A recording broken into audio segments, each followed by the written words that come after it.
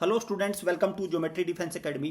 तो RMS CET जो 2024 में जिसका एग्ज़ाम 8 दिसंबर के उसको टारगेट बनाते हुए तो मैं यहाँ पे आपके सामने बेस्ट टाइम टेबल प्लान लेके आया हूँ।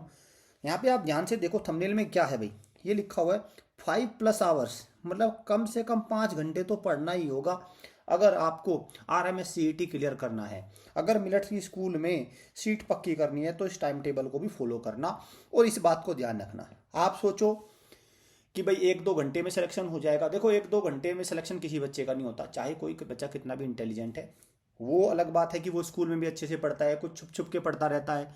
आपको बच्चा दिखाएगा ऐसे से मैं कुछ नहीं पढ़ रहा हूँ, ठीक है, लेकिन वो घर पे भी पढ़ेगा, बाहर भी पढ़ेगा आपके सामने। तो मतलब वो होता है कि वो 5-6 घंटे पढ़ता है। जिस बच्चे का सिलेक्शन आरएमएस में होता है 5 घंटे, तो मान के चलो कि वो पढ़ता ही है, तभी जाके उसका सिलेक्शन हो, चाहे कितना भी शार्प माइंड बच्चा हो, इतना तो उसको पढ़ना ही पड़ेगा। ठीक है, तो चलिए, तो मैं आपके सामने दिखाता हूँ टाइम टेबल। इसको फॉलो करना है अब से लगभग 2 महीने का समय है, बीच में फेस्टिवल भी आ जाएंगे, तो मैं 2 महीने मानता हूँ एग्जैक्ट। अगर मैं फेस्टिवल को भी डिडक्ट कर लूँ 8 दिसंबर तक, तो देखिए एक नोटिस तो आ ही चुका है कि 8 दिसंबर को एग्ज़ाम है। तो यहाँ पे अगर देखें तो 8 दिसंबर तक कितने महीने का, 2 महीने का, क्योंकि फेस्टिवल भी है बीच बीच में, ठीक है, वो फेस्टिवल का समय काट लो तो आपके पास 2 महीने का समय है। ठीक है, इसके साथ मैं आपको बता दूं भाई, हमारे सैंपल पेपर सेट्स की बुकिंग स्टार्ट हो गई है।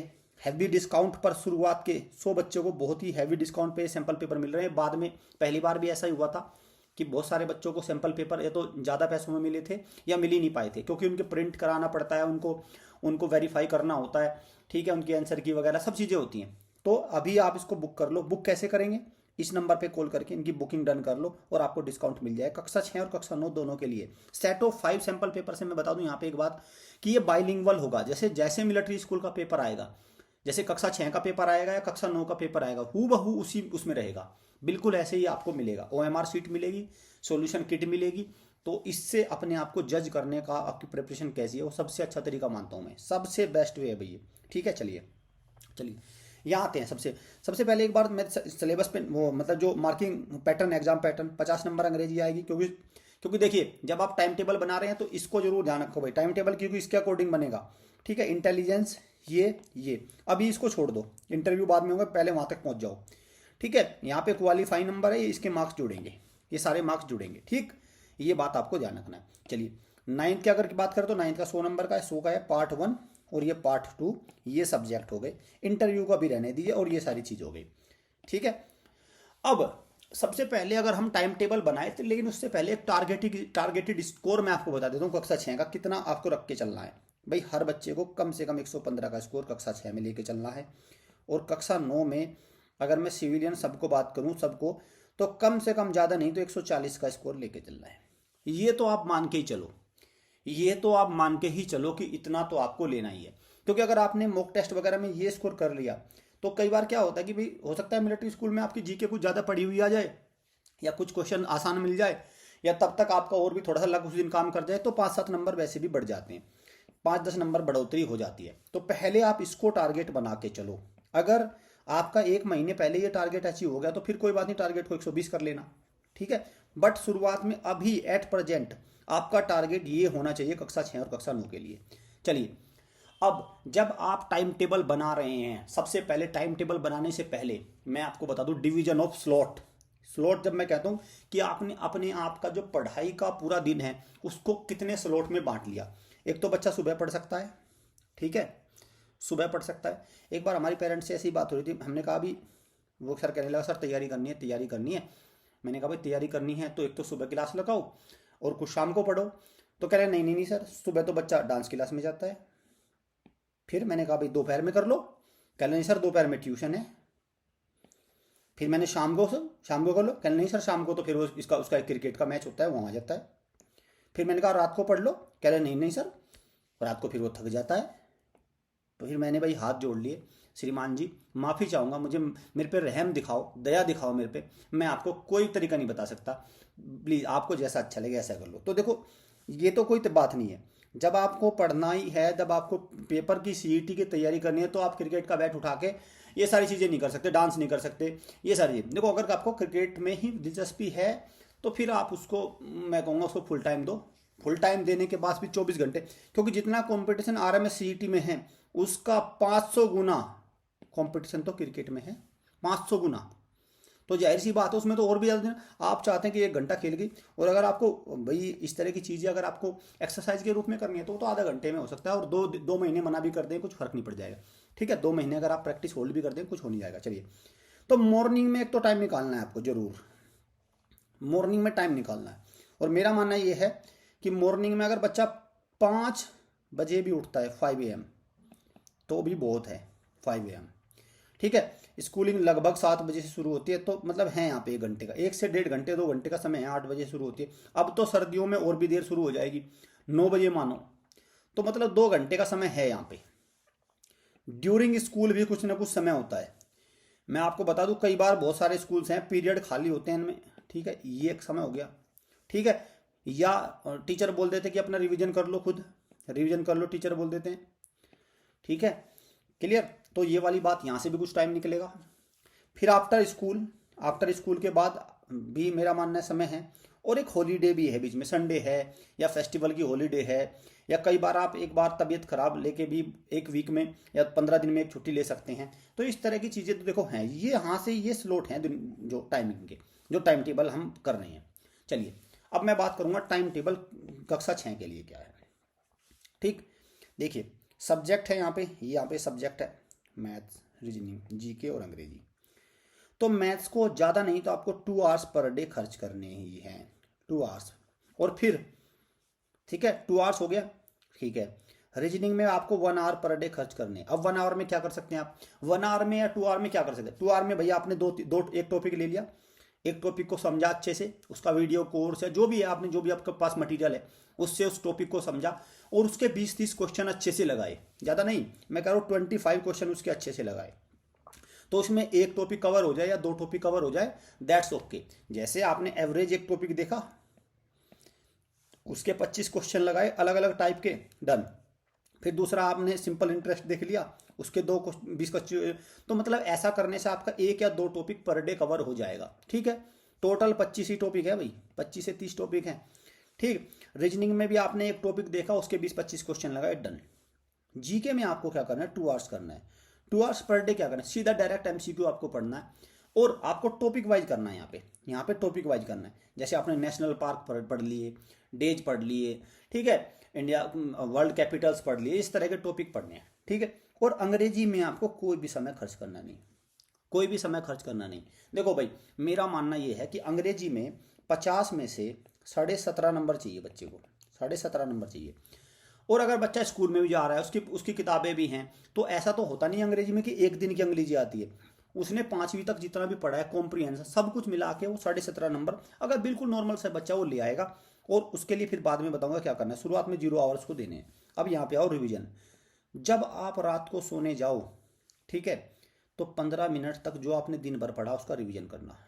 ठीक है, मैथ का जो पढ़ा, क्योंकि आपने 2 टॉपिक करे होंगे ना, उनका रिवीजन करो। रीजनिंग में भी 10 मिनट रिवीजन को खर्च करो। यहाँ पे 20 MCQ PYP। PYP क्या है, प्रीवियस ईयर पेपर। PYP क्या है, तो आपको क्या करना है भाई, जीके में जो RMS के जितने भी 7-8 साल के पेपर है, ठीक है, आपके पास होंगे, नहीं होंगे तो हमारे कोर्स में आपको मिल जाएंगे सारे के सारे। ठीक है, तो वहाँ से आपको क्या करना है, 20 MCQ या 25 MCQ कह लो, 50 आते हैं, तो प्रीवियस ईयर पेपर के कोई भी 20-25 क्वेश्चन उठाओ और अपनी डायरी में नोट कर लो कि मैंने आज इस पेपर के 25 क्वेश्चन प्रीवियस ईयर पेपर के MCQ रिवाइज कर लिए। और अंग्रेजी में क्या करना है, सोने से पहले 5 वोकैब।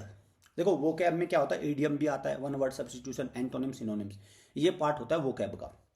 ठीक है, तो आपको क्या करना है, प्रीवियस ईयर पेपर की 5 वोकैब उठाओ और उनको रिवाइज कर लो। ठीक है, यहाँ पे एक नोट लिखा है भाई, नोट को ध्यान से देखो। Try to cover GK and reasoning in the morning. आप अंग्रेजी को भी कवर कर सकते हैं, अंग्रेजी तो बहुत छोटा रह गया।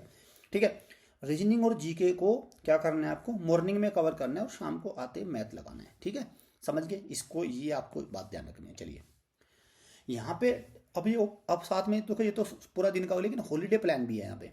देखो, कंप्लीट मॉक टेस्ट आपको एक लगाना ही लगाना है। हर हॉलीडे को आपको, जब भी छुट्टी है संडे वगैरह को, एक मॉक टेस्ट लगाना है, उसमें 2.5 घंटे का समय लगेगा। और एनालाइज थोरोली, और उसको एनालाइज भी करना। पता चला मॉक टेस्ट लगा लिया, उसमें आपने अपनी कमजोरियों पे काम किया नहीं, आप कहाँ सिली मिस्टेक्स कर रहे हैं, कहाँ कंफ्यूज हो रहे हैं, कैसे आपका स्कोर कैसे बढ़ेगा। लेट सपोज आपने पहला मॉक टेस्ट लगाया, उसमें रह गए आपके 85 मार्क्स, तो टारगेट बनाओ भाई 85 में से मेरे 100 कैसे हो सकते थे, क्या कमियां रही जो मैं 100 नहीं कर पाया। फिर 100 से 1110 पे जाओ, फिर 1110 से 110 पे 15 पे जाओ, ऐसे अपना टारगेट सेट करो। और revision of the whole week, जो आपने पिछला ये पूरे सप्ताह का रिवीजन था, इसको संडे को या हॉलीडे को इसको रिवाइज करो। रिवीजन बहुत जरूरी है, सबको रिवाइज करो जो आपने पढ़ा था, ठीक है। चलिए अब आते हैं कक्षा 9 के लिए। कक्षा 9 में थोड़ा सब्जेक्ट अलग होते हैं, मैथ्स, साइंस, सोशल साइंस, अंग्रेजी, हिंदी। तो मैथ्स को ज़्यादा नहीं, क्योंकि आरएमएस का मैथ एज पर कंपैरिजन अगर मैं सैनिक स्कूल की बात करूँ तो थोड़ा हल्का आता है, ठीक है भाई, सैनिक स्कूल के कंपैरिजन में हल्का आता है। तो 1.5 आवर्स सब सफिशियंट है, 15 मिनट रिवीजन करना रात को, ठीक है। 1 आवर पर डे साइंस पढ़ना ही पढ़ना है, टॉपिक पढ़ना है, पूरा एनसीईआरटी को फॉलो करना है। और यहाँ पे एक प्रीवियस ईयर पेपर आपको जरूर करना है डेली, डेली 1 पीवाईपी जरूर आपको। सोशल साइंस में 1 आवर, एक पीवाईपी आपको डेली करना है। इंग्लिश में 1 आवर पर डे आपको देना है, और 10 बुक है प्रीवियस ईयर पेपर से आपको यहाँ पे कवर करनी है। हिंदी में 30 मिनट खर्च करना, और एक प्रीवियस ईयर पेपर को आपको रिवाइज करना है। Try to cover science and SST in the morning slot में इसको कवर करना है भाई, ठीक है। 9 का क्लियर हो गया, समझ गए। ये आपका एक शेड्यूल रहेगा। हॉलीडे प्लान में मॉक टेस्ट करना है, एनालाइज करना है, revision of the whole week करना है, डू एटलीस्ट 1 पीवाईपी। यहाँ पे ये हो रहा है भाई, देखो जब आप कक्षा 9 का बच्चा है तो उसकी कैपेसिटी भी ज़्यादा होती है कक्षा 6 के बच्चे के मुकाबले, वो ज़्यादा भी पढ़ लेता है। तो आपको डेली जो भी आपका संडे होता है, हॉलीडे होता है, एक पीवाईपी की प्रैक्टिस जरूर करनी है पूरे की। उसकी जीके, हिंदी सबको रिवाइज कर दो। देखो टोटल आपके पास 9-10 साल के पेपर करने होते हैं, 10 साल के मान लो 10 ईयर्स। तो अगर आप ऐसा करेंगे तो 2 महीने में आपके सारे पेपर भी रिवाइज हो जाएंगे, इसी शेड्यूल में सारे पेपर, ठीक है। टॉपिक वाइज भी रिवीजन हो जाएगा सारा आपका, 2-2 बार रिवीजन हो जाएगा पीवाईपी का, ठीक है, प्रीवियस ईयर क्वेश्चन पेपर्स का। तो मतलब मैं कहूँगा एक थोरो रिवीजन हो जाएगा हर तरह से, चाहे प्रीवियस ईयर पेपर का हो या प्रैक्टिस क्वेश्चन का हो, नए क्वेश्चन का हो, सब कुछ क्लियर। तो मुझे लगता है यहाँ तक सब बच्चों को क्लियर हुई होगी बात। अगर आप हॉस्टल के थ्रू तैयारी करना चाहते हैं, सैनिक स्कूल, मिलिट्री स्कूल, यूपी सैनिक स्कूल, किसी भी, तो आप इस नंबर पे कॉल करके प्रॉपर इंफॉर्मेशन ले सकते हैं। हॉस्टल में अभी क्या चला हुआ है, देखिए हॉस्टल में अभी धुआंधार प्रैक्टिस चली हुई है।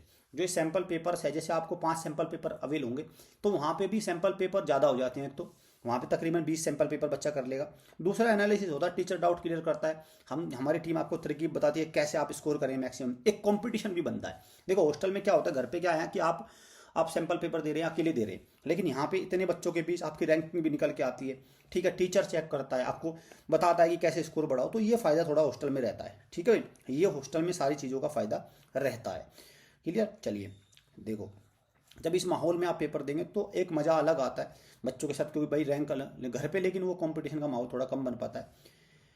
दूसरा सैंपल पेपर का सेट मैं बता चुका हूँ, रिलीज हो चुका। इस नंबर पे कॉल करके आप बुक कर लो, आपको सैंपल पेपर हैवी डिस्काउंट पे शुरुआत में मिल जाएगा। बाद में फिर मैं इनकी कॉस्ट बढ़ जाती है, फिर आप कहते हैं सर इतना महंगा, क्योंकि देखो सब चीज़ों में ना पैसे लगते हैं। मैं आपको बता दूं भाई, ऐसा नहीं है सैंपल पेपर टाइप करने वाले, प्रिपेयर करने वाले, क्वेश्चंस को बनाने वाले, सब टीम देखो उसमें लगते हैं। अगर आप लाइव क्लास को ज्वाइन करने तो आरएमएस सैनिक स्कूल में, तो इनकी लाइव क्लास ले सकते हैं, वीडियो कोर्स ले सकते हैं। इस नंबर पर डायल करके आप प्रॉपर इन्फॉर्मेशन ले लीजिए, और समय बर्बाद मत करना, क्योंकि देखो 2 महीने का समय बहुत ही क्रूशियल है।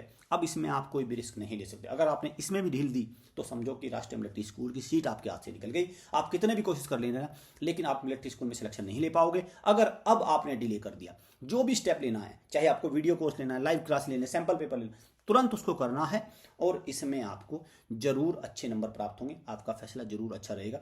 चलिए इसी के साथ अपने मैं सेशन को एंड करता हूँ। Thank you students, thank you parents.